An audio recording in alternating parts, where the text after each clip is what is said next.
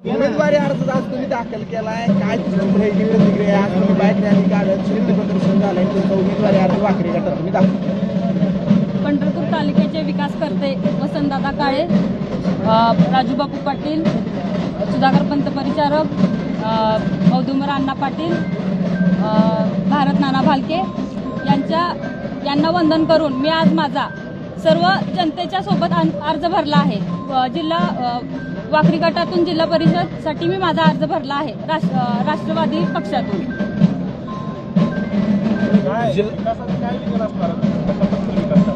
विकास तर सगळीकडे चालूच आहे, पण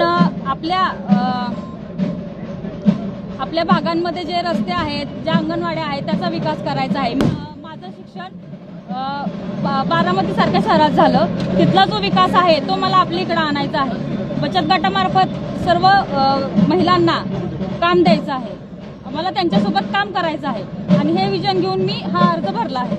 अनेक उमेदवार आहेत समोर, तुम्हाला लोकांनी काय निवडायचं? लोकांनी माझं काम बघितलंय आणि माझी उमेदवारी ही लोकांमधून आली.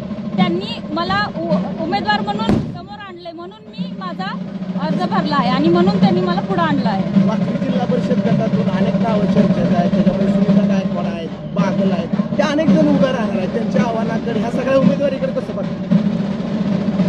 ज्यांनी उमेदवारी अर्ज भरला आहे त्या सगळ्या माझ्या भगिनीच आहेत.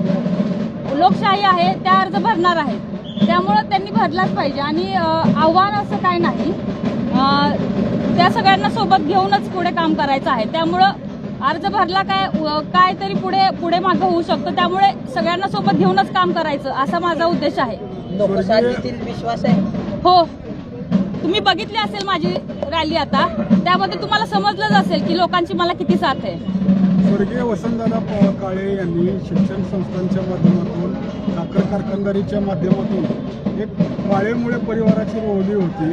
तालुक्यामध्ये मागील 20-25 वर्षापासून काळेचा गड हा अभेद्य मानला जात आलेला आहे. अशा वेळी वाकरी गटातून तुम्ही उभारताय, काय वाटते?